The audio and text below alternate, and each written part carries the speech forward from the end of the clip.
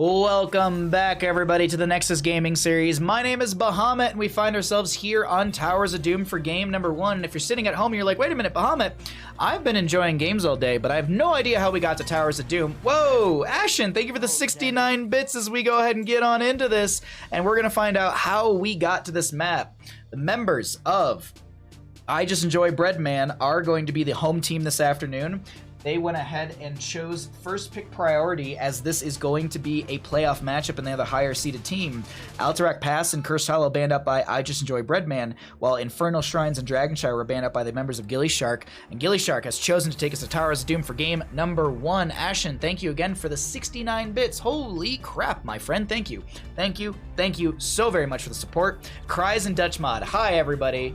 I found Bahamut from CCL, so definitely glad I was here. Oh, thank you so much, Cobras. Thank you all for supporting. And Kalis, I'm sorry that there are some bugged out things for the predictions. My apologies, my friend. Cries in Dutch Mod. Oh, my friend. You are a very good mod, so I will say that. And we have speed ran this draft so far. Uther Lucio ban on the left-hand side from I Just Enjoy Breadman, with gillyShark banning out a Brightwing and a Sonya. Chromie was the first pick on the left-hand side for the members of I Just Enjoy Breadman, grabbing themselves a Rexar and a May as well. Just checking to see that everything is running properly in the background for me. I think it is actually going to be just fine.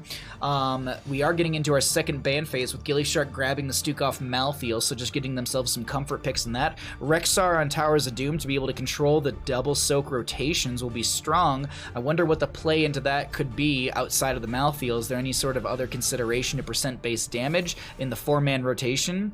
Good ban onto the Malfurion, getting rid of the root setup potential from the side of I Just Enjoy Breadman, while we do have a ban out from the same team. Going into Towers of Doom, the members of gillyShark need a main tank, they need some wave clear. I would consider maybe banning out something of Veggies, maybe a Diablo. Veggies is very, very strong on that hero. I wonder what actually the other priority could be. I doubt, okay, yeah, I was gonna say, I doubt it's gonna be Stark Samuro. Not in the sense of it being bad by any means, but some of these teams, I mean, it might be a free ban per se. It's one of those things where, yeah, it's banned out, but was it even the consideration from gillyShark because they play it a lot? Maybe not. We'll have to see. Best of 3? Absolutely. It's a best of 3. Yep. IR good mod. You are a very good mod, Kalis. Thanks for always being here, my friend. Tracer to actually be grabbed. Are we is this Mockery? Mockery, are you on the side of gillyShark all of a sudden? Was there a roster swap? Greymane will be grabbed on top of that as well. I'm trying to look. Do I need to raise the audio of heroes? No, the audio of heroes looks fine. Okay, I don't need to raise the audio whatsoever. It sounds a little bit quiet on my end, but I'm overthinking things. Regardless, we're getting into the latter half of our draft right now. We have a Chromie, Rexar, May. We're going to need a healer as well, and Ana could be a priority.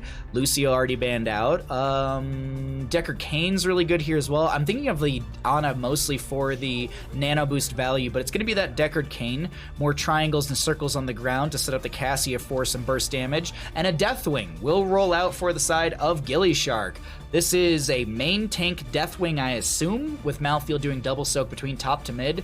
Not a bad setup so far from the gillySharks, nor the side of I Just Enjoy Breadman. I really don't know who I'd give this over to. If I was a betting man,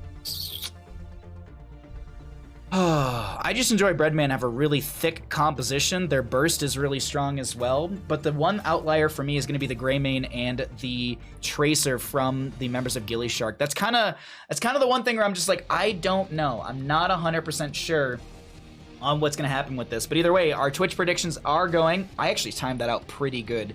I timed that out. I'm very proud of myself for how we timed that out, because it actually worked out pretty good with what was on screen for what you were able to actually throw some channel points into. But there you go.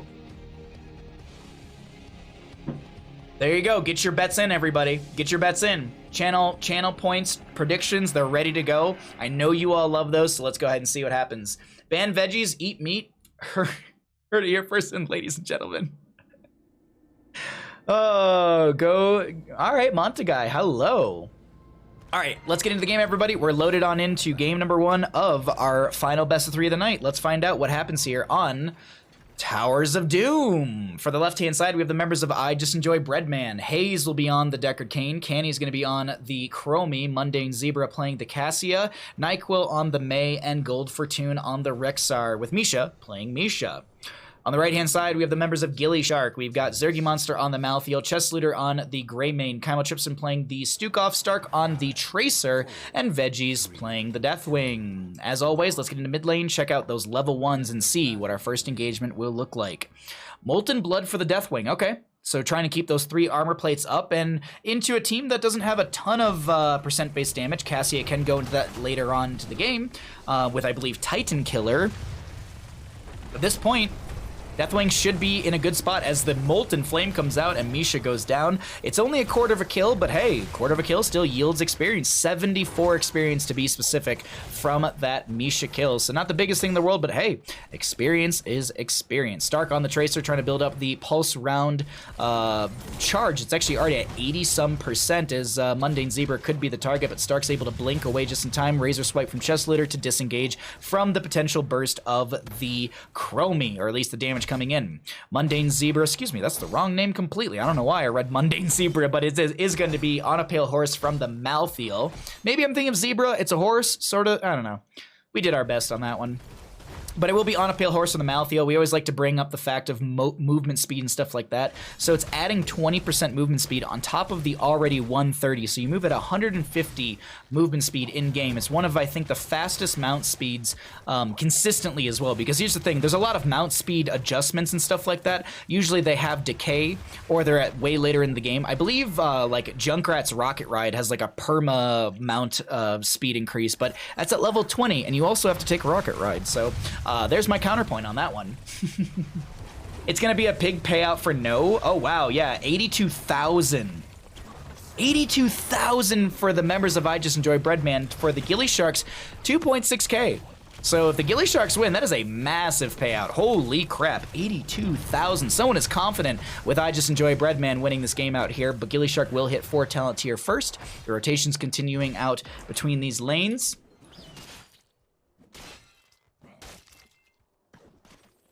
Sorry, I'm just checking my ping really quickly. I had like 1 or 2 little stutters and I was like, am I getting massive ping? But no, it's 85 is our standard ping that I always have in this game, so that's whatever. Either way, 4 up on both sides. We are going to have our first objective phase spawning here in just about 10 seconds, or at least announced in 10 seconds, and then up for a bit available contest in 40. Waiting to see what the continued rotations will look like. Actually, gillyShark making... Ooh, is this actually going to be scouted out? Hold on, Rexar, Misha. Did gillyShark show in their rotation? I think gillyShark is actually going to go for the setup over this left-hand side, but Malthael comes in the top lane. Gold Fortune is a little too close to the gate, and Stark showing in this top lane means the enemy team knows that there might be some shenanigans around that top altar. And actually, no. I was expecting NyQuil to rotate up and go for this left-hand side. Feels like gillyShark is going to try and do exactly that. They're going to play for the right side and the left side.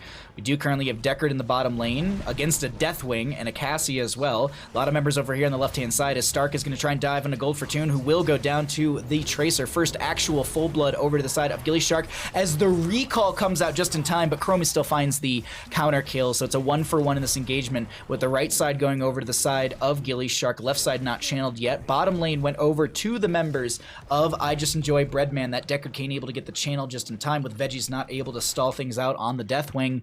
And now, channel on the left-hand side. Is it possible from I Just Enjoy Breadman? Will gillyShark go for another stall? Not the case. So the 4 shots go into the side of gillyShark, and they will be down to 32 core health against the side of I Just Enjoy Breadman, who are sitting at 36. Kymo Chipson clearing things out in bottom lane on the Stukov. You know, Stukov deals 400 damage per auto. 344 currently. But still, it's about the same thing as 4,000, right?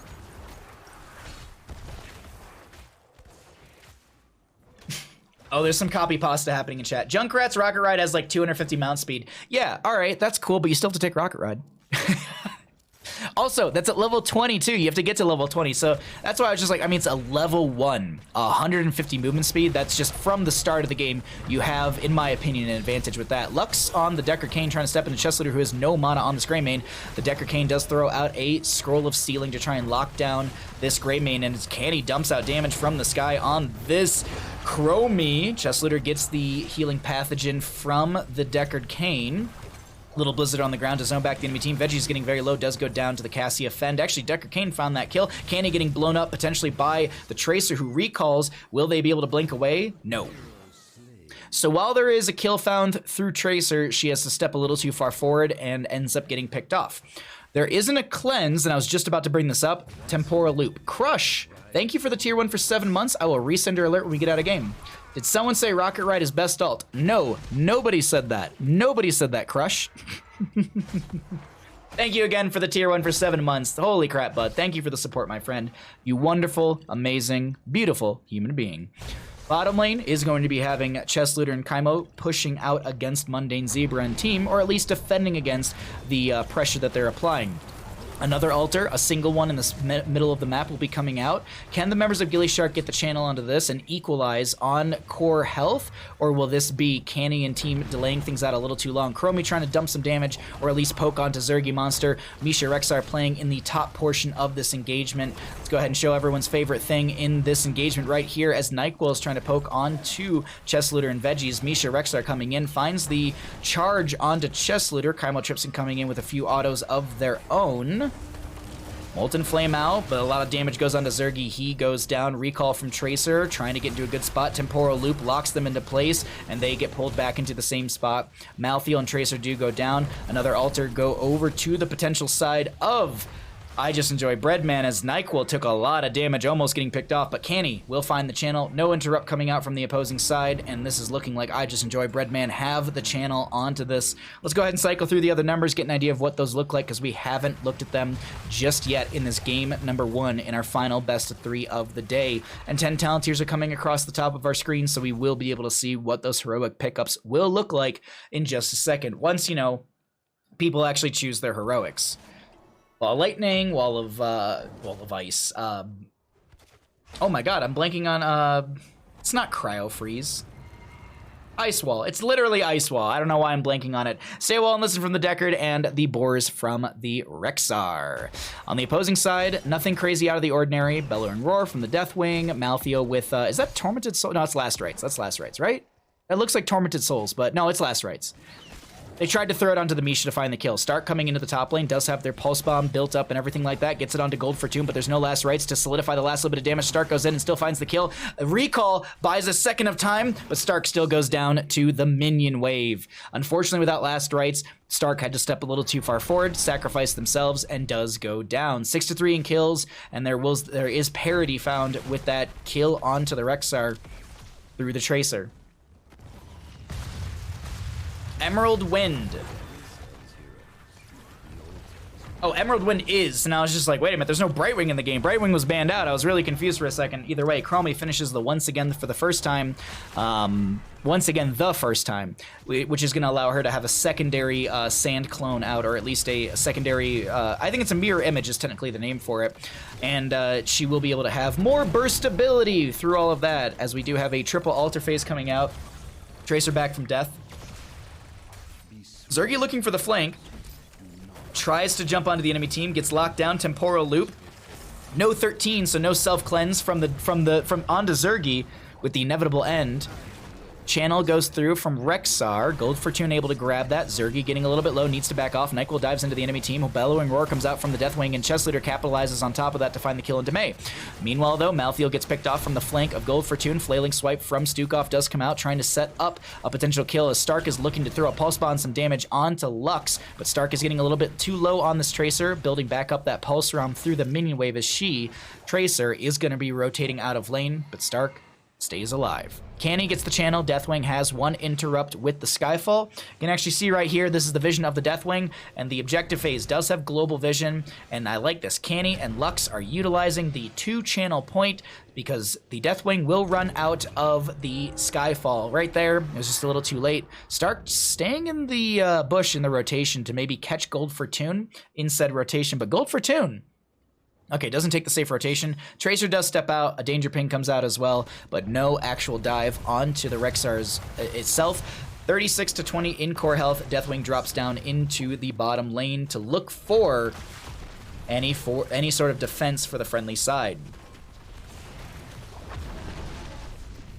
Okay, sorry. I was just double checking. I was like, I don't think Cassie has any sort of percent-based damage talents outside of Titan Killer, which I think is a 20 upgrade if I'm not mistaken. Might be 16, but I think it's actually 20.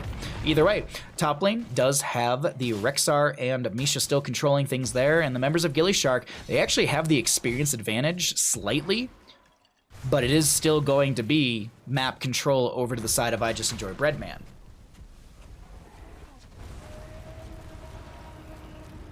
Tracer without a tank feels a little bad. It could be. It could be bad. Maybe the scaling will yield something for gillyShark. We'll have to see. But right now, the members of I Just Enjoy Breadman have control of this game. Number one, Stay Well and Listen comes out from Lux. Not going to catch the Deathwing, who actually jumps into the backline. Tracer stepping up as well. Boars come out from the Rexxar. Zergy Monster trying to live through all of this. Throws the last rights on a NyQuil. Misha Bear does go down, but that's a Malthael for a Misha. That's not the trade you're looking for. Lux is a little bit low on the... Excuse me, Haze is a little bit low. I keep saying Lux. The Decker Kane is getting a little bit low. Deathwing goes down. The Mei is going to be traded out. Stark trying to back off, but doesn't really have a retreat path for now. Going to try and play around. just ends up sacrificing themselves. It's like, no. I don't want you to have the KDA. I'm going to give that over to the Nexus forces. But Hayes going to come in and interrupt Kaimo Tripson. 8 shots could go into the core of gillyShark, and it's looking like that's a possibility. Hayes stepping up, body blocking onto Kaimo Tripson while Kroby finds a triple sand, or not sandblast, but what's the word I'm looking for here? Triple Dragon's Breath. There we go. Onto the onto Stukov as the channel's being slowed by the Deathwing with the Skyfall. Inevitable end, as I mentioned beforehand, is going to be the self-cleanse for this Malthael, but you can't self-cleanse that much damage. Stay While Listen comes out, catches onto, I believe, the Tracer, who has to blink away. Flailing Swipe is forced out as well, and 4 shots from the left. Actually, 5 shots from the left, 5 shots from the right, and the core of the gillyShark sit at 10 HP with a boss being threatened by the side of I Just Enjoy Breadman. gillyShark not able to do anything about this, not without their Malthael for the next 16. They may know that the enemy team is on this boss, but there's no way they should be stepping into this. Deathwing will see this happening and decides, I'm going to poke at it. That's really about it. But 4 more shots rain into the gillyShark core, putting them at 6 HP to the enemy 36. Center points are going to open up on the map, as well as the ability for the towers, or not the ability, but the towers upgrading from fort to keep damage, health, and experience. Bottom lane got recontrolled by gillyShark. We have sapper camps up and available. The one on the right-hand side, 15 seconds. The one on the left is going to be 45 seconds. We could see an invade from the side of I Just Enjoy Breadman to grab that and recontrol bottom lane. Next altar phase will be triple, which could be game ending against the gillySharks. Retro Petrol, thank you for the follow. As the gillySharks want to try and set something up here. Icewell comes out from NyQuil, doesn't catch anyone, but still locks them into this area. The Malthael gets picked off by the Nexus forces. Kaimo Tripson trying to flailing swipe. The mid lane bell tower does get converted, but was it worth it for gillySharks? Tracer actually blinks into the Rexxar, who goes for the feigned death. Tracer looking for that last little bit of damage onto Rexxar. Misha does go down. Gold Fortune getting low here. There was the kill onto Stukov as well. Pulse Bomb goes out onto Gold Fortune, but this is looking like a Rexxar who's absolutely fine with where they sit. Stark playing underneath the range of this bell tower, but with Greymane and Tracer as the only 2 heroes, the members of I Just Enjoy Breadman need 2 altars to win game number 1 here on Towers of Doom in this playoff matchup and put themselves up in this best of 3 series. Stark pulls the recall out, blinks away once, but the Lightning Fury, actually it's going to be the auto attack from NyQuil, finds the kill. In the end, it is technically a pentakill. Decker Kane has the channel on the bottom uninterrupted. Chromie on the left-hand side. Malthael comes in, will interrupt Mundane Zebra, but it's not going to be enough. Chromie has the channel, and game 1 goes over to the side of I Just Enjoy Breadman. They take game 1 in strong fashion. GG, well played.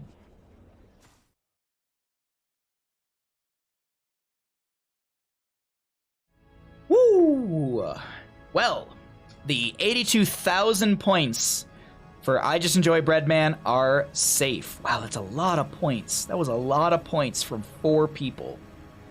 But there you go. I Just Enjoy Breadman. They win the first game in our final best of 3 of the evening.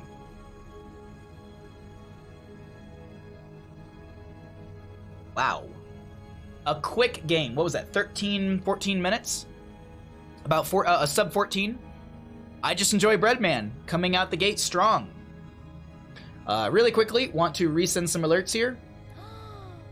You could give the best hugs. Crush, thank you for the tier 1 for 7 frickin' months. Thank you, my friend. Thank you for the support. I will follow you to the end of the world. Subscribe. Did somebody say rocket ride best old? No. You could give the best hugs.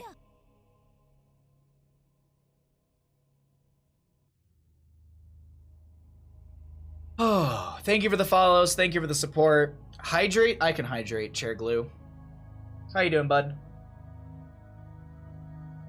I missed out on those easy points. Easy points? I wouldn't say it was easy points.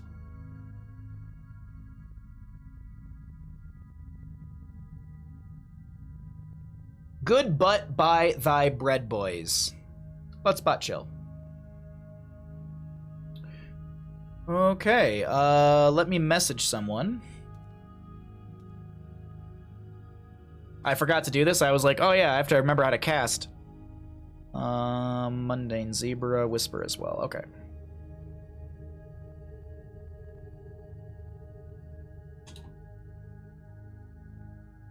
Alright, talents once again. I'm just setting things up.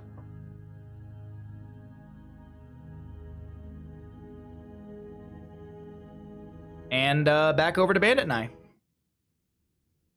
We'll be wagering 69,000 on the next game too. Wow, wow, wow, wow. Sometimes I think about adding Junkrat to my roster, and it's only because of the pick chance. Oh my god. Why? Why are we like this? I bet 10,000 and got 322, so not easy. See? There you go. There you go. Not so easy. Not so easy. All right, we're waiting for the map decision of one of the teams. I need to update something in the background.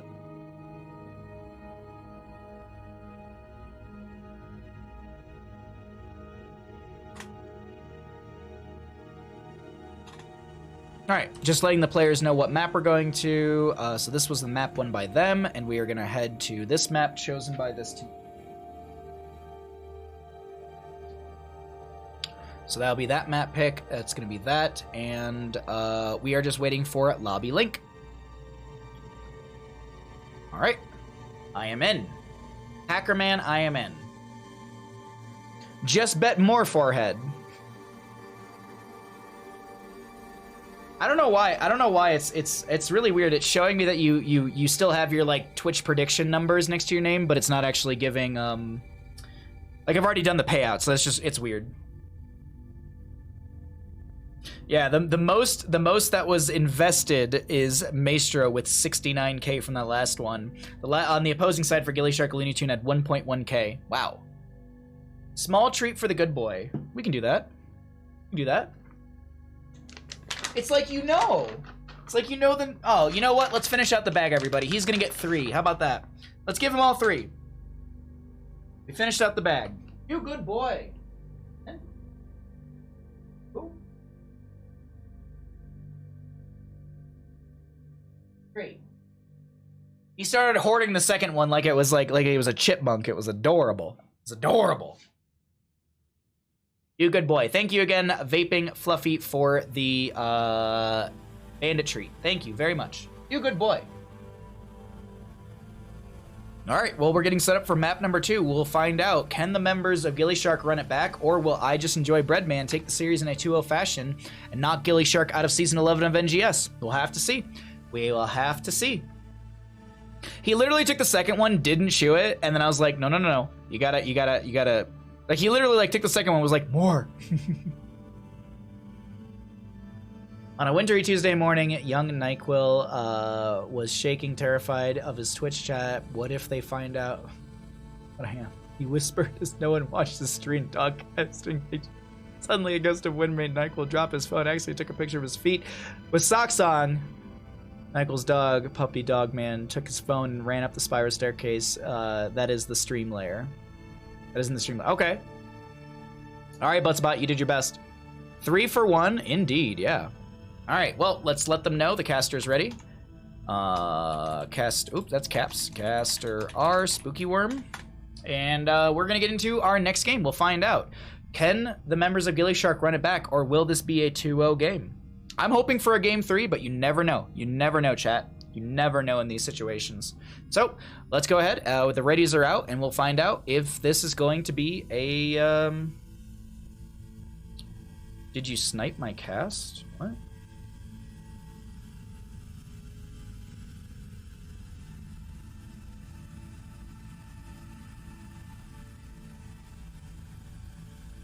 Okay, sorry, I'm getting tagged by things and I'm just like, what? All right, looks like the game's gonna start. Let's go ahead and get on into our next map, everybody. We'll do the full open.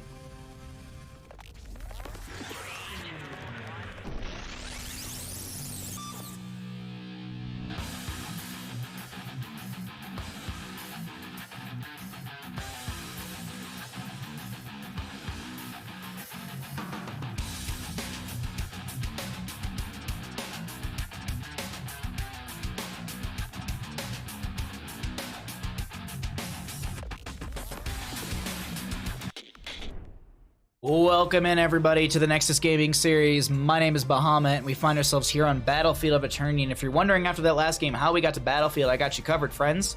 The home team this evening is going to be I Just Enjoy Breadman. As the higher seeded team, they opted for first pick for Game 1. Alterac and Cursed Hollow banned out by them. gillyShark banning out Infernal Shrines and Dragonshire. gillyShark chose to take us to Towers of Doom for Game number 1, and they lost that. As the losing team, gillyShark can choose first pick or map pick. They opted for first pick, meaning the members of I Just Enjoy Breadman opted for, well, they didn't opt for it, but they have map pick priority and chose to take us to Battlefield of Eternity. Let's get back into our draft and find out what's happened so far, as we do have a full ban list already happening. Uther, Lucio banned on the left-hand side, Rexar and May banned on the right, and we will see a Sonya snap pick for the side of gillyShark. Is there going to be a Hogger, from the side of I Just Enjoy Breadman? Hogger is up and available. Is it going to be something that's prioritized by these teams? I feel like if we were in CCL, this would definitely be a priority onto the Hogger, as well as maybe like a Chromie with this as well. Like Chromie and Hogger are typically banned out very early, and you can make those work really well, but it's going to be a Brightwing and a Li Ming for the side of I Just Enjoy Breadman. Do the members of gillyShark consider the Hogger for themselves? Do they consider going into that triple bruiser with a hyper carry ranged assassin? Poll? No, there's no poll. Are you talking about Twitch predictions? We do Twitch predictions towards the end of the draft, not during the middle of them. I give enough time. Either way, Horus, how you doing, bud? Diablo Hanzo. Okay, so some comfort. So I'd say more comfortable picks for the side of gillyShark. Veggie's able to get onto their Diablo, Stark on the Sonya, Chest Looter. I'm assuming these are the players on these heroes. We could see a swap off at some point, but either way, it's going to be a secondary ban phase coming out from both sides. What do we prioritize for the ban? The solo lane could be the ban. It could be actually like a Malthael ban potentially. Zergy Monster does play that quite a bit, forcing them onto a different hero. Sonya main tank? Nah. Not from gillyShark, at least. I wouldn't expect them to go Sonya main tank on a map like this. That doesn't fit their playstyle from what I've casted in the past. I mean, I could have gotten caught off guard, but I would heavily doubt that. Anduin banned on the left-hand side. Looks like there's maybe a consideration onto Leoric from the side of I Just Enjoy Breadman. The Leap of Faith would be really strong into pulling someone out. Tychus ban as well, so maybe gillyShark is considering that triple bruiser or that triple frontline composition with the hyper carry Hanzo. That's definitely a possibility. Washing Machine? Oh, that's possible. Definitely possible. I doubt we see it. I mean, this is season life for gillyShark. I would expect them just to pull out a standard strong draft. You never know, though. Diva grabbed on the left-hand side with a Garrosh as well, so a lot of good utility around the Diva mech explosion from the Garrosh to be able to throw that around and maybe even throw someone back into it, or even Warlord's Challenge around it. Last two picks from the side of gillyShark. What is it going to be? What are we going to be seeing? Sonya, Diablo, Hanzo. Still need that solo lane. No, you don't actually. You have the Sonya for the solo, but I doubt. I actually think this will be a Hogger for solo, and then Deckard can. Oh, Malthael for solo. Okay, and then Tyrande actually. So Tyrande Diablo synergy is going to be coming through with the Shadow Charge, Overpower, all that good stuff. Or Shadow Charge, Overpower, Lunar Flare, all that good stuff. And then Sonya spears in. I'm assuming Sonya's with the 4-man. It is still hyper carry Hanzo. The Bruiser's just not Hogger. For the left-hand side, for I Just Enjoy Breadman, last pick coming out from them. What is Washing Machine? It's a level 20 composition where you grab Chen and Sonya. At 20, Sonya grabs the Ardent Crater. or Ardent Crater, and she then utilizes the crater. Chen kicks in, utilizes the Wandering Keg, and you have the Washing Machine. What that does is you basically have a little hole in the ground from the crater, and Chen can just go in circles, Washing Machine. So essentially that is where that comes from. Let's start a prediction, everybody. Let's start this out. Who is going to win game number 2? We have the prediction up and available. Get your points in there. Bring it on back to Bandit Night. Let's have a sip of beer, and let's have fun, everybody. May was banned out. Might switch my 69k over to gillyShark. Really? I'm waiting. I'm waiting. I'm waiting. All right, there's an investment. There's an investment. Why is... Sorry, I can see who's betting. Why is Mundane Zebra betting against himself? Why is Mundane Zebra betting against himself, huh? I see you. I see you. I see it all. Oops. That's the wrong button. There we go. All right, let's get into game, everybody. Let's find out what happens here. On the left-hand side, we got the members of I Just Enjoy Breadman, who are up in this best-of-3 series. We have got Gold Fortune on the Diva. Right wing to be played by Hayes. Canny will be on the Li Ming. Nyquil on the Garrosh, and Mundane Zebra on the Karazim. On the right-hand side, we've got the members of gillyShark trying to take us to a game number 3 through Battlefleet of Eternity. Stark on the Sonya, Zergy Monster on that Malthael, Veggies on the Diablo, Chess Looter playing the Hanzo, and Kaimo Tripson on the Tyrande. Sentinel comes out through the bottom lane, doesn't catch on to anyone. GG's. Ooh, body check Garrosh. Body check Garrosh, interesting. I wonder, do we have Decimate Garrosh as well? Karazim going to be going to Iron Fists. We do have Gold Fortune in the top lane on this Diva. Let's get our little player icon out of there. Spear in from the Sonya. Zergy does show, and this is going to be a 2-3 setup from gillyShark with a 1-4 on the side of I Just Enjoy Breadman. With these setups, I would expect that top lane should be lost by the Diva, and in bottom lane, we should actually have this lost by gillyShark. But actually, we have a rotation coming out from Mundane Zebra into the top lane with Veggies actually in this as well. Doesn't go for the Shadow Charge, isn't in range to get a Shadow Charge up against the wall. Doesn't manage to get the angle there either, and Stark, I think, went for a spear in. Either way, though, it is going to be gillyShark not able to find the initial kill into all of this, and we jump back into bottom lane with Veggies down here with Kaimo and Chess.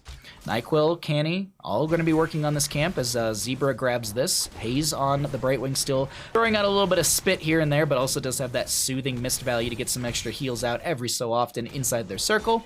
Stark and Zergy grab the camp for top lane as Diva just manages their best for the same lane. Gold Fortune doing a good job of respecting the lane and playing smart. 69k versus, or no, it's 101,000 versus 23,000. Wow, that's big bets for the members of I Just Enjoy Breadman. Can the members of gillyShark turn it around and deny a lot of points? We'll have to see. We will have to see. 69k come in once again from Maestro. Thank you for the 69,000. Holy crap, 69,000 points. That's a lot of channel points. That's a lot of channel points. Thanks for lurking in here that much. Exclamation point owl in chat. Exclamation point OWL. Wow, that was a really good snipe from Kaimo on the Tyrande right there, finding the Garrosh, and Mundane Zebra will jump onto this camp on the left-hand side. A little early, per se, but this is just a single Karazim who actually gets hit with another Sentinel. Start coming in, doesn't go for the spear, but the camp isn't fully leashed, which means it doesn't gain all of its health back, and Zergy and friends can maybe grab this camp. Mundane Zebra does tap well.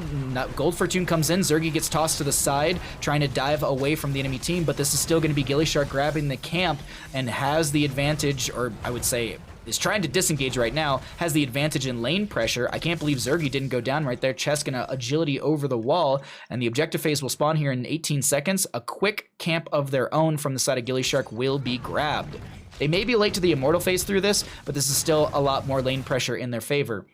Nyquil and crew, I think they might have considered jumping onto that camp or invading. Not going to be the case. Their own camp stolen away. Camp pressure and a little experience advantage over the side of gillyShark through these rotations as well as that initial kill. Spear in from Stark onto the Immortal. Alarian starting to get chunked. Belv doing the same thing in top. Gold Fortune in that pilot form from Diva. Her damage output in the pilot form is fairly high, and she has the mech up and available as well. First half of the Immortal phase goes over to the side of gillyShark, burning through Alarian very well. Second phase is always standard. is going to be on the aggressive racing side. So will gillyShark be able to burn this down?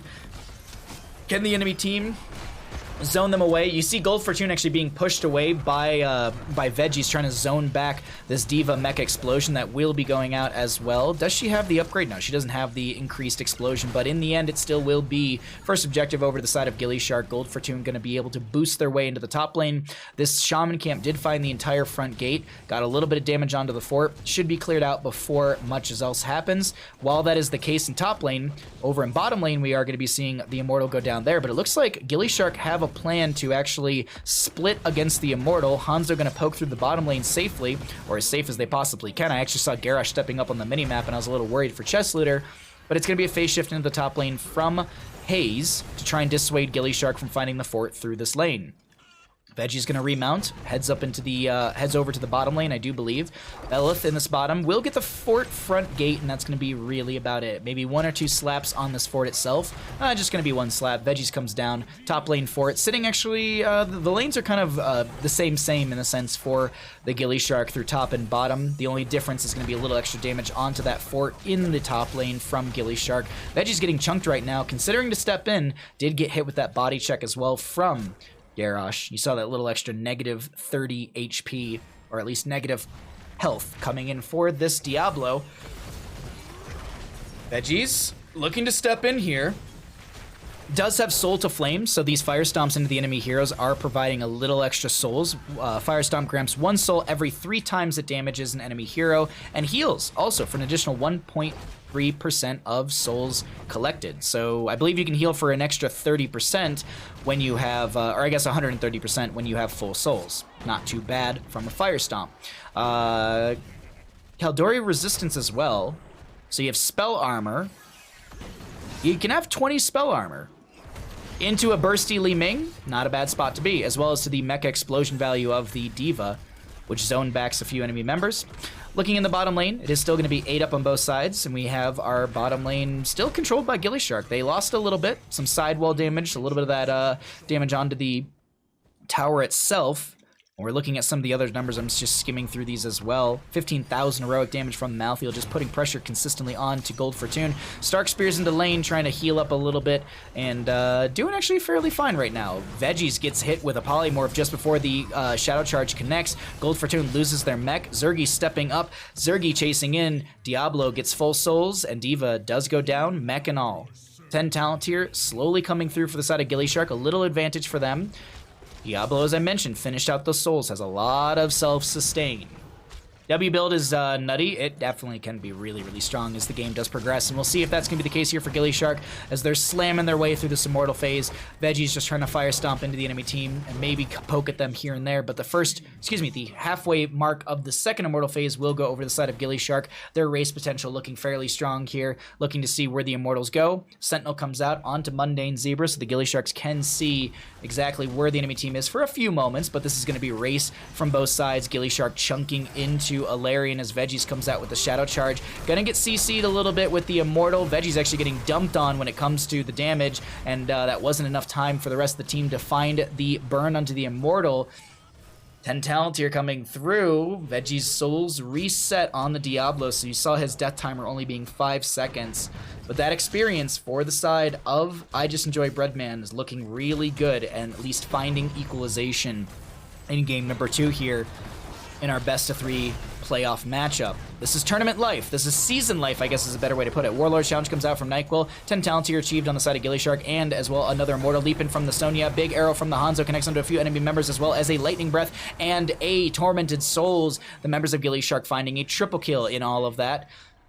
And moving into top lane once again, the Immortal will go into bottom lane. It looks like Diablo and friends want the fort through top. Belith in bottom lane gonna get some decent damage. Will attack from range so long as it does have its shielding. And what is the Immortal hitting for right now? 618 standard, 1,236 onto structures, and 6,798 into minions. It's like times 11 for the minion damage. It might just be times 10. I might be caster mathing that a little bit wrong. Starfall comes out. Veggie's trying to live through all of this, taking a lot of damage, is taking a lot of shots from the fort, and Canny comes in with a reset, finding the double kill. In the end, it's actually a triple kill. Stark did go down. Kaimo trips and being chased. Mundane Zebra is going to be coming in here as well. Warlord's challenge onto the Malthael, who gets bursted down, and in the end, it's going to be a pentakill for the side of I Just Enjoy Breadman. While they did lose a fort through top and bottom, they find parity and a level, not a level advantage, but an experience advantage with the massive kill they just found in that top lane. Wow. Just wow, everybody. I was not expecting that level of turnaround, but in the end, that's exactly going to be the case. A little bit of a Sentinel check for you all. This is going to be the vision that Kaimo just got with that Sentinel sent out from the Tyrande. Brightwing over in the bottom lane does have that Hyper Shift at level 1, and I'm actually curious really quickly, is Phase Shift off of cooldown? It is.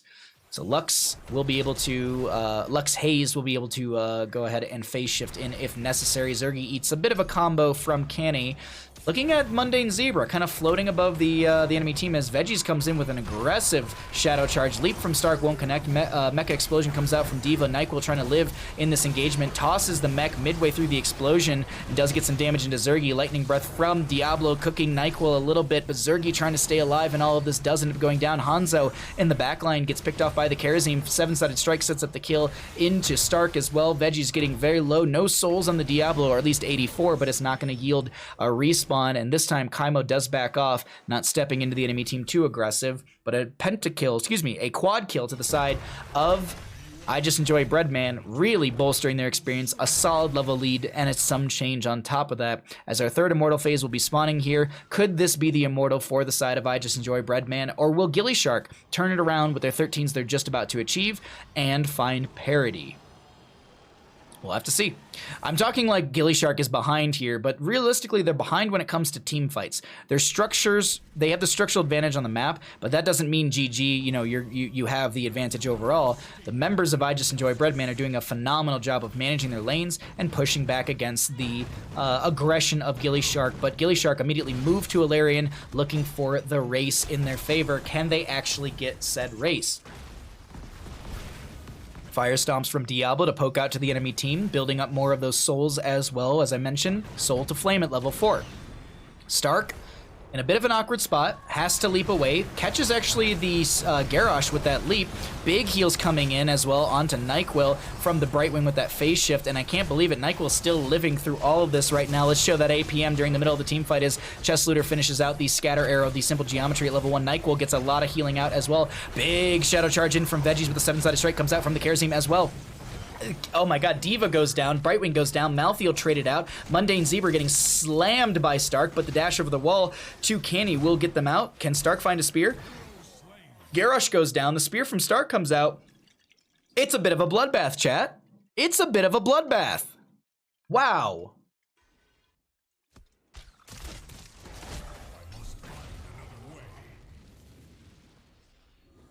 Woo. Insane game. Sorry, I was just peeking over at chat really quickly.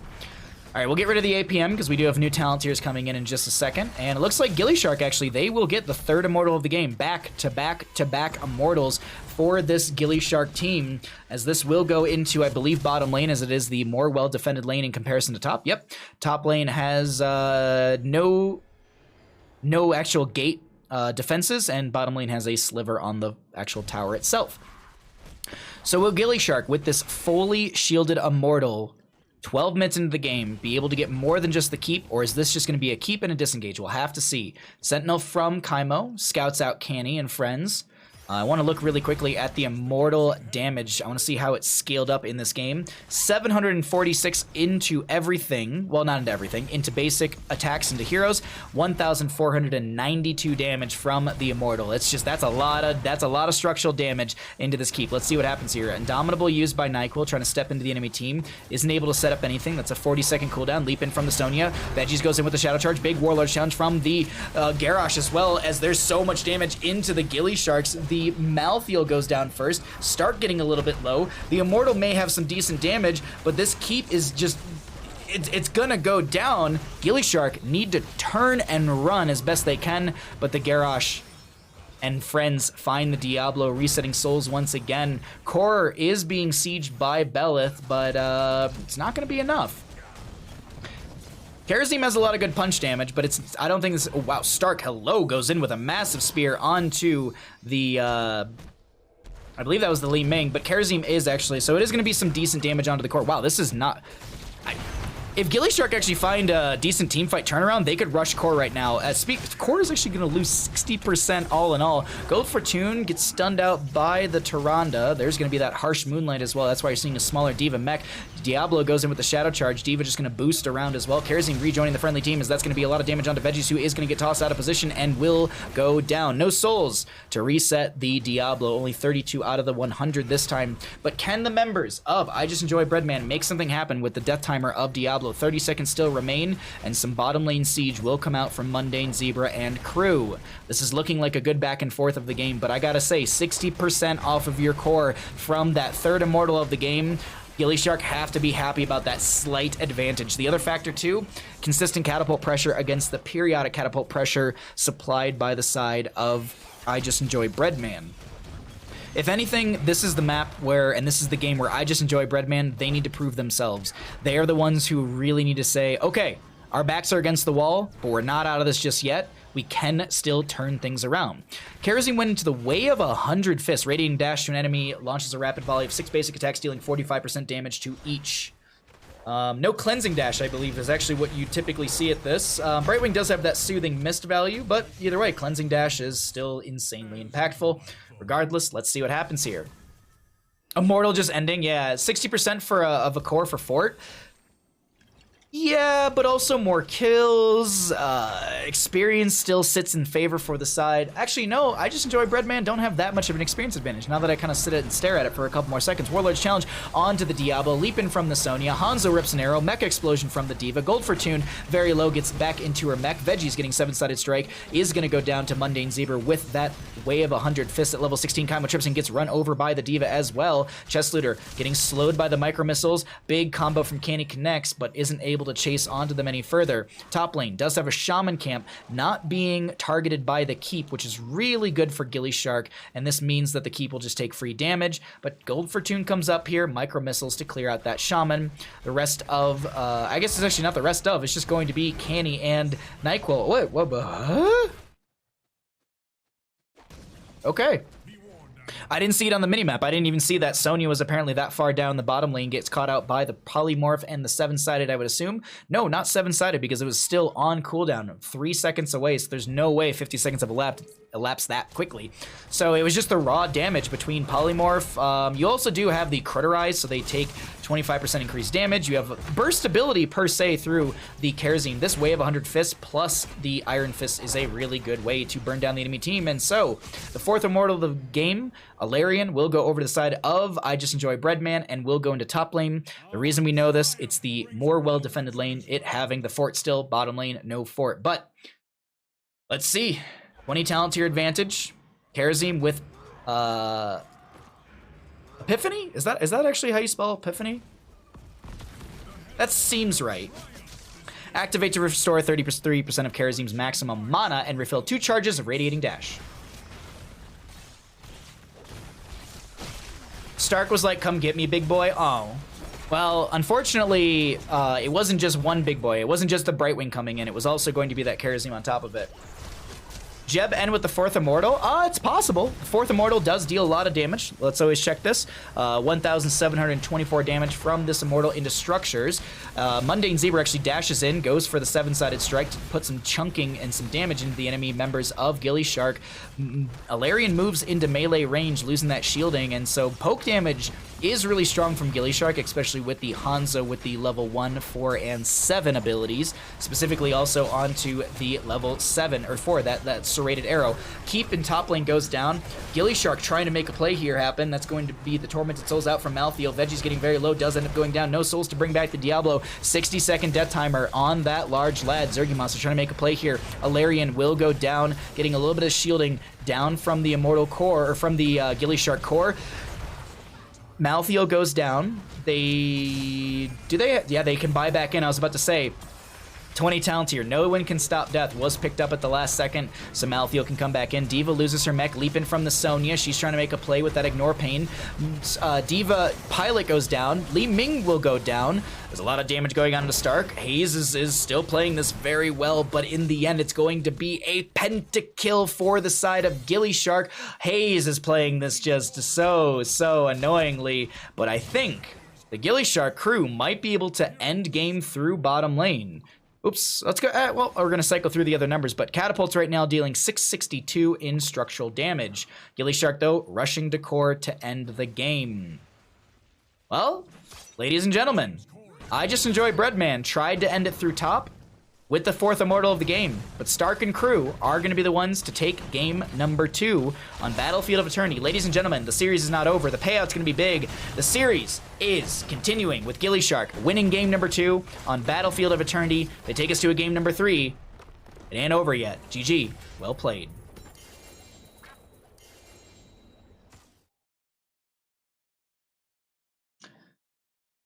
Choose the outcome. Who wins? The gillySharks have won game number 2. I also do not want to do the Twitch payout predictions before the game actually ends. So let me go ahead and wait a few seconds here. Hey Tilted, what's up? I mean, Tilted, how are you gonna come in here and demand feet and not even be subbed? I'm just saying. You come in here, unsubbed, and you're like, show feet? I don't know. All right.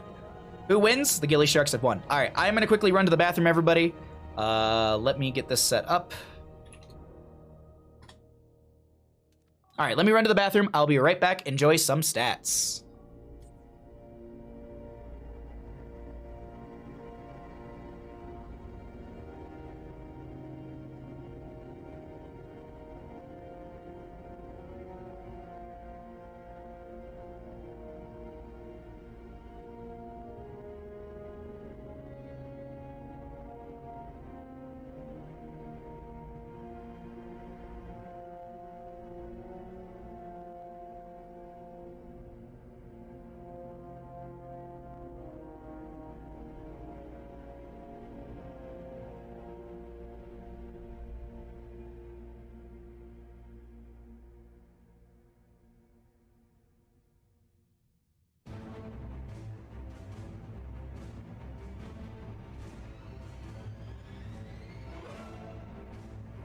All right.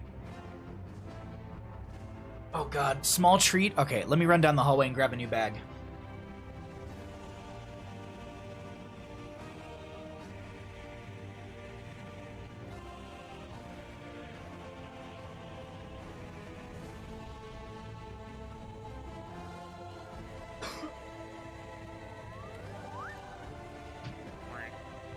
I will follow you to the end of the world. Oh God. Okay, back to Bandit and I. Okay.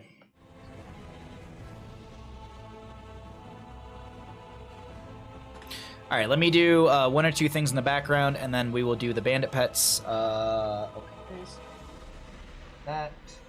Find out what our next map's going to be. Let's update the Twitch scores, or this team scores. We're gonna run a little ad for you all, and let's go ahead and. Well, I ask him to show feet when you can ask him to show knees, though. That's true. I immediately win money and then blow it all. Wow. All right, so we've got a thumbs up. We got a thumbs up. We have some bandit pets, and we've got some small treat. And we have knees. Holy shit. All right, we have a lot of things here. I need to cast too, everybody. Don't forget, I gotta cast. I gotta be able to cast here. All right, let me give Bandit the treat and give him some pets, and I'm gonna keep an eye out for our next map. Okay. All right, some treats for the good boy.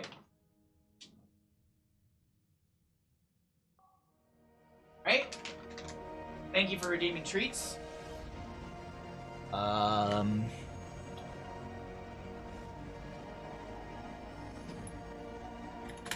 right, just letting the team know where we're going. I'm just doing caster things.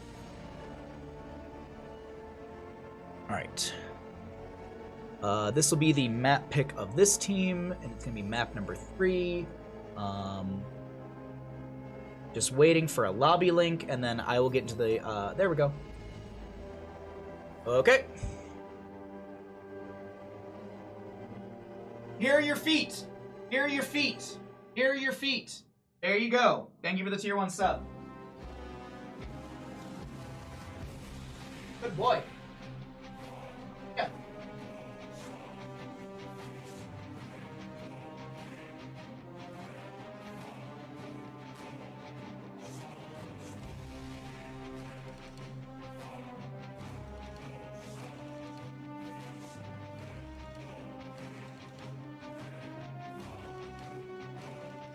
Okay. Game lobby's almost ready. Thank you for redeeming everything. Thank you. Thank you. Okay. Alright. I got bandit hair up my nose. Okay. Okay. I mean, all it costs is just, you know, little tier 1 sub. Little tier 1 sub here and there. Steampunk, thank you for redeeming the knees. Lexia, thank you for redeeming the thumbs up. Grand Paladin, thank you for redeeming the bandit pets. The thumbs up. The small treat. Thank you, Oris Above, for redeeming the small bandit pets, as well as Jordo. Thank you for redeeming the bandit pets. And Hiva, thank you for redeeming the bandit pets. Thank you for all of the bandit pets. Now I have nothing to ask for. Hot tub stream? Exclamation point hot tub. Exclamation point hot tub.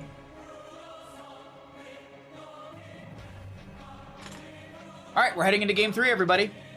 Who's gonna win? Who's gonna win it? Exclamation point hot tub.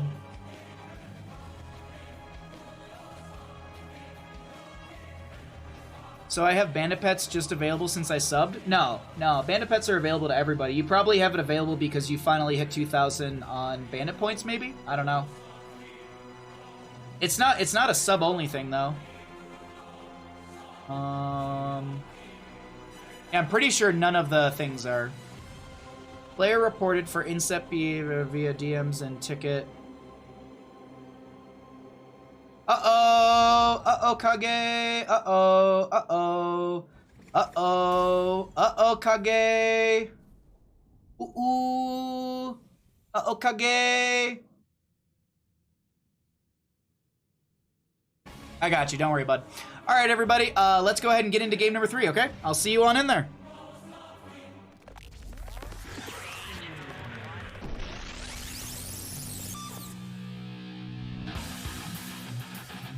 You're welcome, Kage.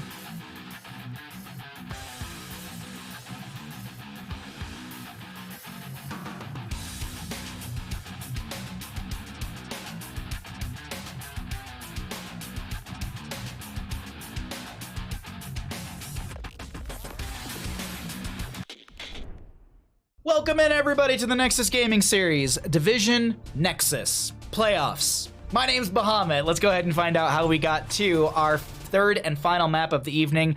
We're heading off to Garden of Terror, everybody. But how did we get here, Bahamut? Well, I got you covered, Twitch chat person that just asked me.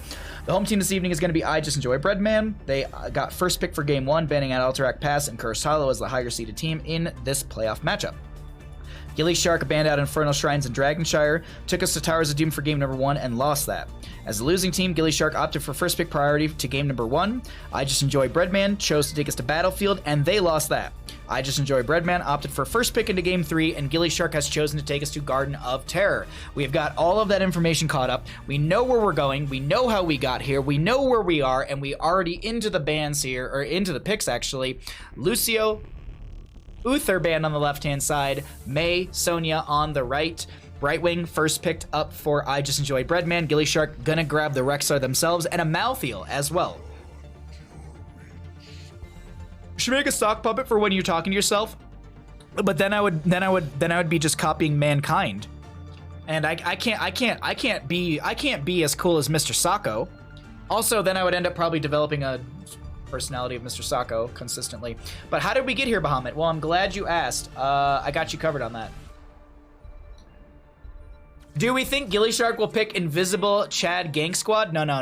That's that is for that is for PRX. Not gonna say your name because I do not know how to pronounce it.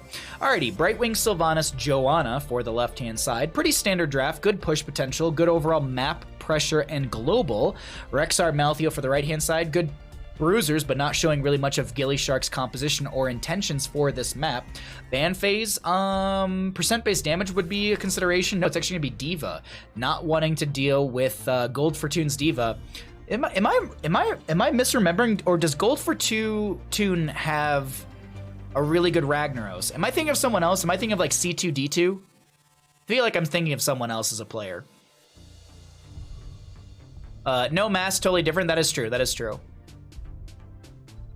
But there was a point, wasn't there a point where Mankind didn't wear a mask and he still had Mr. Sako? I'm like 99% sure that Mankind didn't wear a mask at a point. Like he had like a change in his style or whatever. I'm pretty sure that Mankind is old enough to get a new renewal. Mankind's amazing. He was one of my favorite wrestlers when I was a kid. I don't know why, but he's my favorite wrestler when I was a kid. No, it was the Dudley brothers, the Hardley brothers, and Mankind. Those are my 5 favorite wrestlers, because the Hardley brothers were like the cool edgy boys, and the Dudley brothers, I think that's how you say the name, they had the really cool ultimate, I guess you could say, where it was the 3D, where they put someone through a table with a ladder. It's just such a cool one. Anyways, let's talk about the game itself. C2D2 has Sonya Thrall. Okay, so maybe it is Gold Fortune that does have a really good Ragnaros. We could see it on a map like this. Corporate Mankind. Okay. Yo, Emote Control. Thank you so much for the Prime. Thanks for using your Twitch Prime here. Thank you for the 6 months, my dude. Thank you so much. Dude Love. Oh yeah, Dude Love. I forgot about Dude Love. God, Dude Love was good. Alrighty, Hogger and Falstad for the left-hand side. So a double global coming out from the side of I Just Enjoy Breadman. There was a Zagara pick. I did not react. Oh my god, there's a Zagara. I'm actually kind of excited about this. We never get Zagara. What's going to be our last pick for the right-hand side? Technically no main tank, but is it necessary? There's not enough damage for gillyShark either. A new Brack. I don't know how I feel about this, chat. I'll be honest. As I look at the drafts, I lean into the side of I Just Enjoy Breadman. I feel like there's a lacking amount of damage on the side of gillyShark, but gillyShark could literally just play the map. That's the other factor to consider here. It's like, well, if gillyShark just plays the map, they're in a really good spot. So I don't know. All right, let's start a prediction. Who wins the game? We'll go ahead and get that going for you all right now, and let's bring it on back to Bandit and I. Alrighty. I don't see Zag often, at least in CCL HGC. We had one Zagara game last season, and it was in the free agent tournament. Mene was the one to play it. So technically we've had one CCL Zagara, but it was never in the main season, so technically you can't count it, and I don't. But there was one Zagara played in what would be a CCL matchup. What we do actually have is going to be our game. Let's go ahead and get on into it, everybody. I hope you're ready, because on the left-hand side, the members of I Just Enjoy Breadman, they are up and ready to go. Haze on the Brightwing, Gold Fortune on the Hogger. Nyquil will be playing the Joanna, Canny will be playing the Sylvanas, and Mundane Zebra on the... Yeah, Falstad. Sorry, I thought there was no Sylvanas for a second. I was like, God, am I insane? For the right-hand side, we got the members of gillyShark. We've got Stark on the Zagara, Veggies on the Anubarak, Chestlooter on the Rexar, Misha playing Misha, Chimotripsin on the Tyrande, and Zergy Monster on the Malthael. We'll get into mid lane, let's check out our level 1s and see what our first engagement looks like. Sentinel goes across the map, doesn't see the enemy team. Does gillyShark realize there is a bit of a cheese in the bottom lane? Rexar, Tyrande heading into this bottom. There's going to be Joanna showing already. Rexar comes down here. Mundane Zebra. Oh, here's the issue. Rexar's too far away from Misha, and they're leashed. They're leashed to the amount of distance they can go because of the rotation that Rexar's making, and so that half the tower will go down, but little things like that. Little things like that. Joanna was anchoring really good in the rotation to stop Chestlooter from coming in to get the charge from the Misha Bear. Zergy, I think, went for the safer rotation, was able to kind of dissuade Stark, and crew are going to be working their way through this mid lane. Start dumping in some of those Banelings. Did go into the Corpse Feeders at level 1, reduce the cooldown of Infest drop by 3 seconds, and Roachings have 30% more health. I actually want to look at this because I don't know off the top of my head. What is the drop? It's going to be 12 seconds, so realistically it's 9 now. Siege potential is increased by those as well. It looks like we do have the Sentinel build from the Tyrande, Beetle build from the Anubarak. It's pretty standard builds across the board. We do have the On the Prowl for the Hogger. You have that activate to gain 30 rage over 3 seconds, but you also have the passive of you heal 10 HP every second, and it's increased 2% by your rage. See how that works out for the Hoggers. The game does progress, but it is a fairly strong talent at level 1. I'd actually say that all 3 of Hoggers' talents at level 1 are pretty strong. I've actually seen all 3 of them being utilized. There is that loot stash or loot hoard, excuse me, will be grabbed every so often at level 1. I forget what it does, but I know at like level... Is there a level 1 loot stash? Loot hoard? I don't think there is, actually. There's Journeyman's Cooking. There's On the Prowl. What am I blanking on? Can I actually... I always forget... Can I check Hogger talents? I always forget these things. Can I just, like... No, I can't. I thought I could. Maybe I can, and maybe it's a different button. 40 seconds into the game, Stark is already negative 40 mana. Well, all right, Kage. Why don't you play in the game, huh? Are you playing Zagara right if you're not burning through all your mana as quickly as possible? Who knows? It is going to be... I believe this is Medusa Blades. Yeah.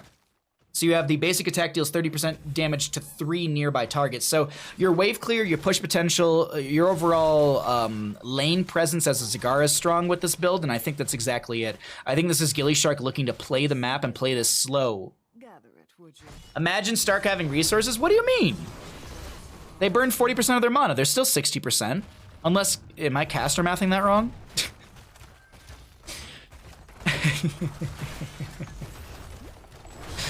All right, Zergy comes in. The fort does go down the bottom lane. Veggie's trying to make a play into this aggression, but will it work out for the side of gillyShark? And Ubrak burrow charges in. Canny taking a lot of damage. Misha comes in with the charge on the bear, and that will be a fort for a Sylvanas. First blood over to the side of gillyShark, but Mundane Zebra pushing out this top lane. Zagara managing mid lane as best they can.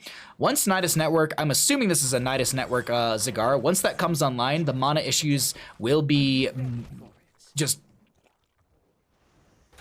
non-existent. Sorry, I was trying to think of a better word for it, but non-existent is what we're going to use. The second seed of the game will be spawning. The first one did go over to the side of gillyShark, but 7 talent here will be in favor for the members of I Just Enjoy Breadman. A little bit of kiss on Deluxe from in the bottom lane, but here we are on to this objective phase. Let's do everyone's favorite thing. We don't see the 7 talents for gillyShark just yet, but let's check out the APM. Anubarak just AFK, not doing anything. I'm just kidding. Canny goes for the channel, and it looks like there isn't going to be any sort of invade from the gillyShark. So we'll go ahead and look at those level 7s for Gilly and see what the potential fight looks like in top lane. Phase shift in onto Mundane Zebra. Veggie's taking a lot of damage. Misha Bear comes in. There's a camp in through this lane as well. Hogger going to hog wild away. Stark is able to hearth out as well. Next objective will be in the bottom of the map. In the center, we can actually see that through the mini-map, but we're ready to go. Let's see what happens here. Falstad flying back into bottom lane. By the way, that little circle, that vision is available to the enemy team as well. So Zergy Monster knew that Falstad was going to land in that exact spot. Whether the shade was thrown out to get that proc, I'm not sure. But if it was, that was actually really, really well timed from Zergy on this Malthael. Mundane Zebra not able to get the auto attacks out they're looking for. Misha Rexar working on the Siege Giants for the bottom lane. No Garden Terror potential for either side, but it is going to put one of these two teams in the advantage slot where they could potentially get said Garden Terror. We're at level 8 on both sides. Let's do our standard checking out of the other talents. Ooh, Misha, Rexar going for the invade. Gold Fortune might have seen this, and actually I think we're seeing the assist ping coming out from the side of, yeah, I think this is going to, the assist ping was coming out from the side of the Rexar right there. Excuse me, of the Hogger, sorry. Different dog type beast animal. Well, Misha's a bear, so that's rude of me.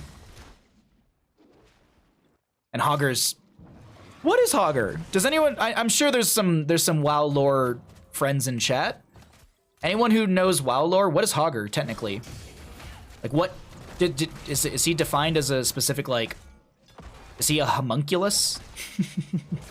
Hogger getting some bounces in this mid lane right now. Is just watching the mini-map. Gold Fortune won't get the phase shift in time. Canny gets the channel, and that will be 2 out of the 3. Zergy Monster getting chased in the bottom lane from Mundane Zebra. Sustained damage should be enough. Joanna comes in. The Condemn will actually set up more. Blessed Shield is going to be utilized right there, and Zergy gets picked off. A good setup and punch from the side of I Just Enjoy Breadman, as they have hit 10 talents here first, but the members of gillyShark grab their own 10 talents. Let's see, what does this change? Cocoon, Starfall.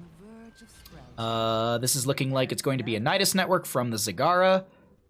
I was literally looking for a model on the map, and I was like, wait a minute, yeah, she probably isn't going to be on the map because she pops the Nidus network, jumps into it immediately, and then now has really good self-sustain. This is what I really, really love about Nidus network. While Devouring Maw has a lot of value, the Nidus network, you regenerate 10 health and mana per second, 10% of your health and mana per second when you jump into those Nidus. So the self-sustainability is really, really powerful. And if you have a secondary Nidus, you're able to kind of disengage as well. We'll see if Stark is actually, no, Stark does have one in this mid lane. They've got one in this top lane as well. So spreading around that creep is going to be really impactful, as well as there's some passive value from that. But let's go ahead. We're going to pull away the talents really quickly. Let's look at the fight as it is a little split across the map.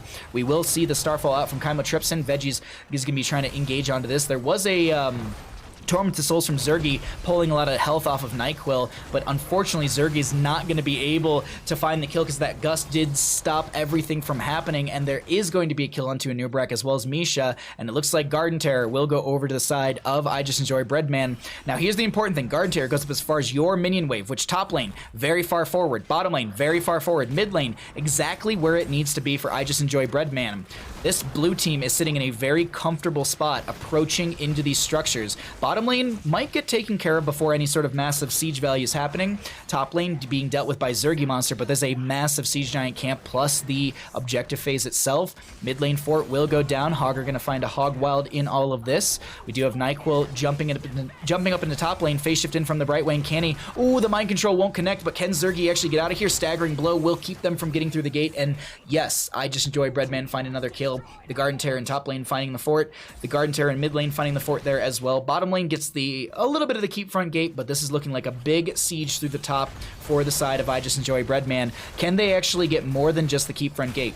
Lockdown onto the towers comes out from the Sylvanas with her black arrows. Canny does have that available for a few more moments here. Starfall from the Tyrande to zone back the enemy team, but that doesn't matter. Gold Fortune stepping in, looking to build the momentum even further out for the friendly side. We do have the Cocoon onto this Hogger. No Overgrowth Plant to lock down the structure. Big gust out from the Falstead. Gold Fortune trying to get out of here. Blessed Shield comes out from the Joanna, and the Hogger does go down. Malthael, Tormented Soul, will be polymorphed. I believe that actually, I guess that's, did it expire? I think it did expire just as the polymorph came through. I was like, does Polymorph get rid of that? No. It's only 4 seconds. Unleash Tormented Souls, continually applying Reaper's Mark to nearby enemies for 4 seconds when Tormented Souls is cast. When Tormented Souls is cast and when it expires, reset the cooldown of Ray Strike. Little Sentinel across the map. Not going to be able to kiss onto anyone, but Kaimo's able to see... Oh, this is the wrong vision. Kaimo was able to see that the enemy team's on this camp and provide that vision for the friendly side. 13's up on both sides, 3-3 in kills. It's actually a fairly close game between both these teams. Honest to God, this is neck and neck. I know we're saying, you know, there's 3 structures down, but at least experience-wise, it is still fairly equal. Stark gets caught and chased and goes down. Mind Control will not connect onto Zergy, who does pop the inevitable end and just gets that self-cleanse on himself, regardless of the Sylvanas value. She actually pops her black arrows. The Cocoon comes out onto Falstead. Veggies just backing off right now, as there will be another Starfall out from the Tyrande to zone back the enemy team. Canny stepping in as Falstead was able to get the barrel roll away. Nubrak gets picked off. Misha Bear will go down as well. No black arrows for another probably 20 so seconds for the Sylvanas. Actually 15 seconds for those black arrows. They could sit in this bottom lane, but it doesn't look like that's going to be the case. Top lane does have a camp coming through. Mid lane will be managed by the Falstead, and we do have the camp, or the objective, spawning on the left-hand side. No Garden Terror, but will be able to put the members of I Just Enjoy Breadman up out of the, I guess, 1 out of the 3 necessary.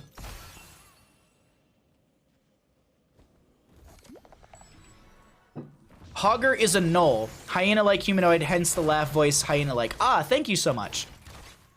He's a null. Okay. He's not a hyena. Okay, sorry. I asked chat a question and then ignored you all for like the last 3.5 minutes, so sorry if I missed any other facts, but yeah, a null, that actually sounds correct. That actually sounds correct.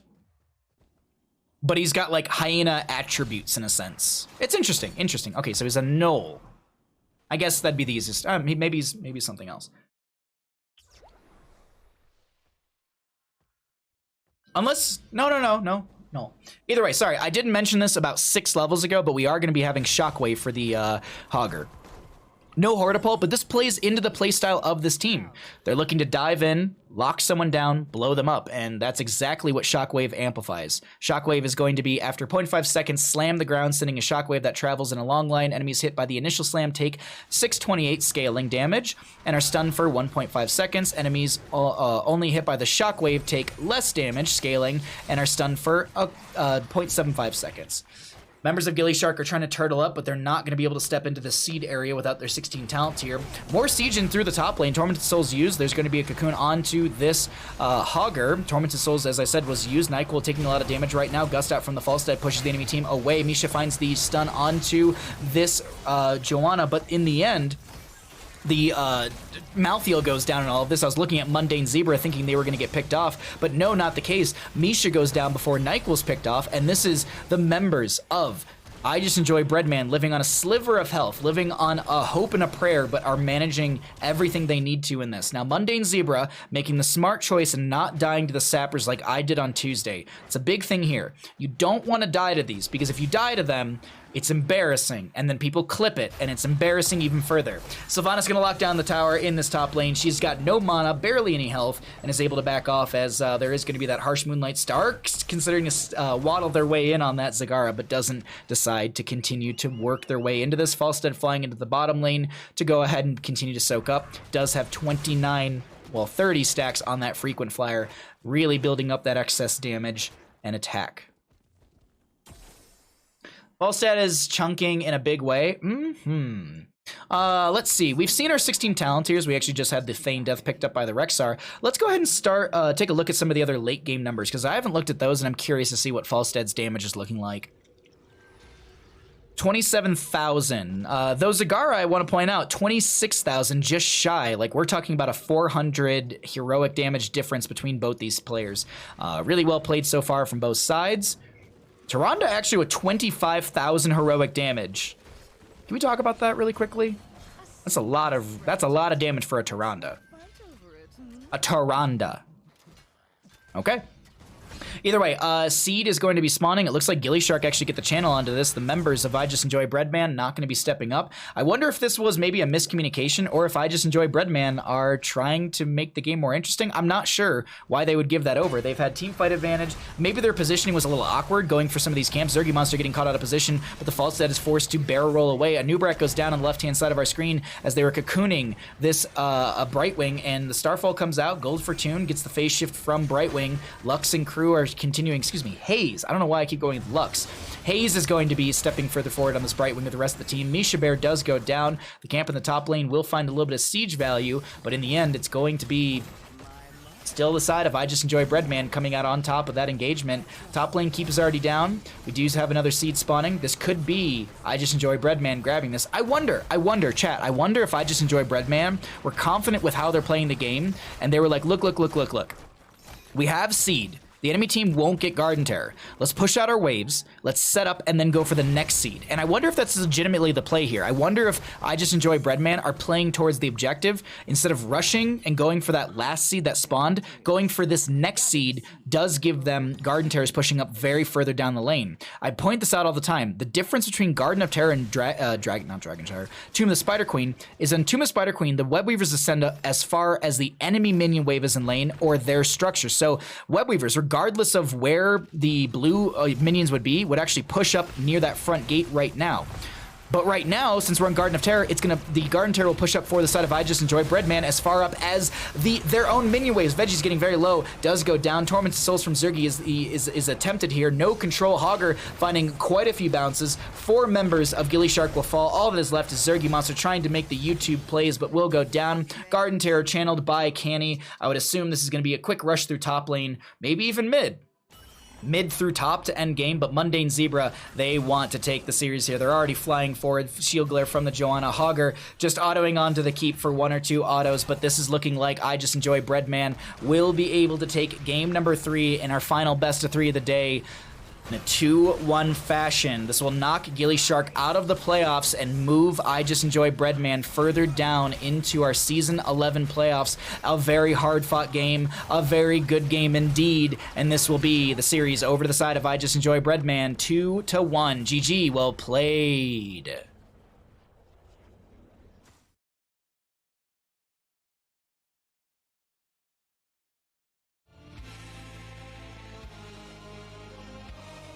All right. Well, there you have it, everybody. But don't go anywhere. We're going to get an interview going, and then we are going to get a raid going. So don't go anywhere. We still have to do an interview. We still have to do a raid and check out some talents.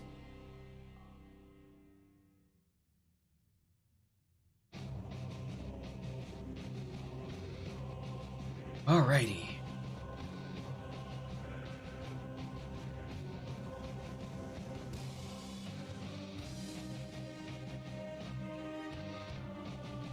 Alright, let's do the Twitch payout. Who wins the game? I just enjoy Breadman. Wow, there's actually more votes for gillyShark to win in that game. But in the end, I just enjoy Breadman will be your victors. I ate a lot of birds today. I hope they were delicious.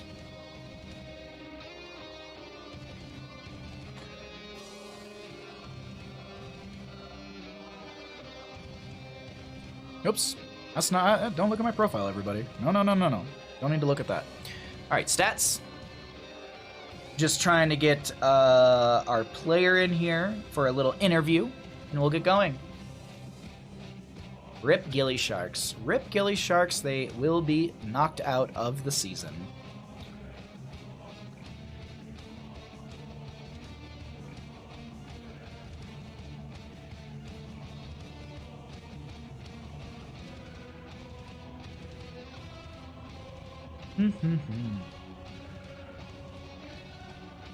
From 1,877 to 4,299. Wow.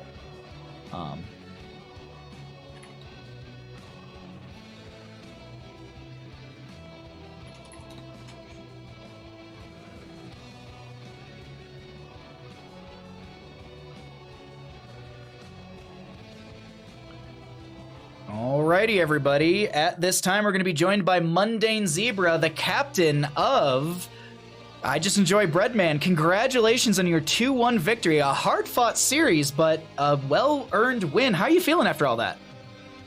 Good.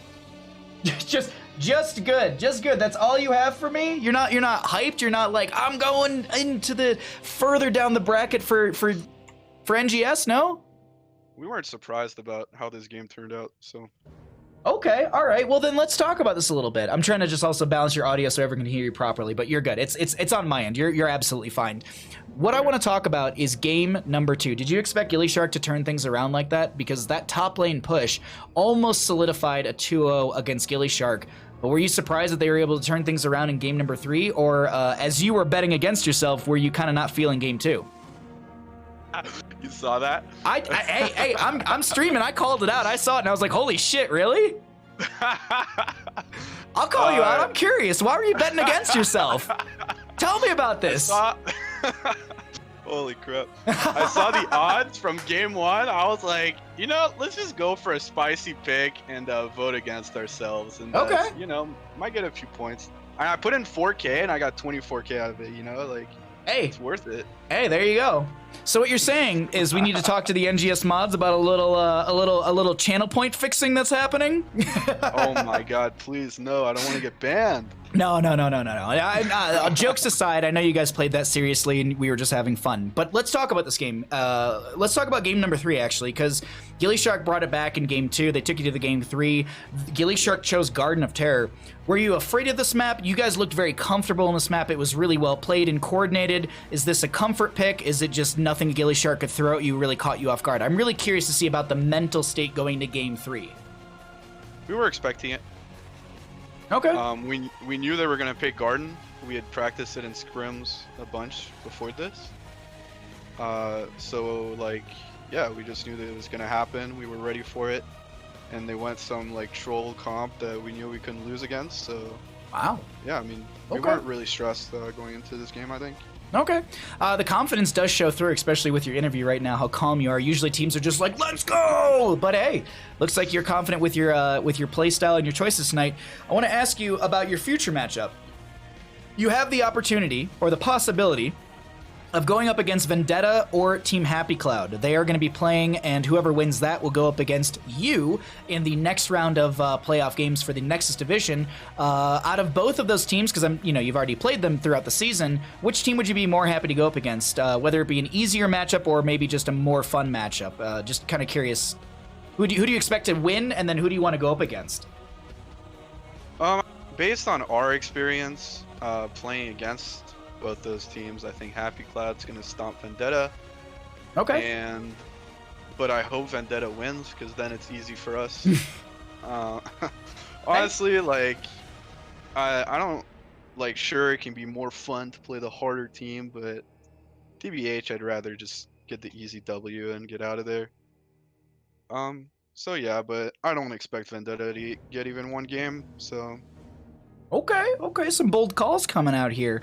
But it was a really, really fun series. Before I let you run out of here, are there any shoutouts that you'd like to give? The floor is all yours, my friend. Oh, by the way, sorry, sorry, really quickly. Team Happy Cloud just won. Chat's telling me. Spoilers, but Team Happy Cloud won. Yeah, no, I looked at the stream and saw Oh, it too. okay, yeah. So you're going to be going up against Team Happy Cloud, which, did you say they're the harder team to go up against, right? Yeah, I mean, if you look at our matches against both of those teams, we dominated Vendetta, and we lost against Happy Cloud. So, Okay.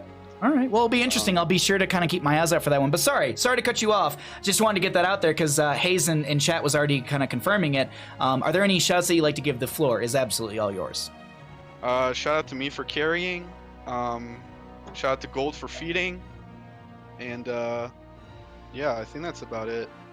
Alrighty, well, thank you so much for the interview, my friend. You you have an awesome night, and I look forward to seeing I Just Enjoy Breadman go up against Team Happy Cloud next week. Thanks. You have a good night, man.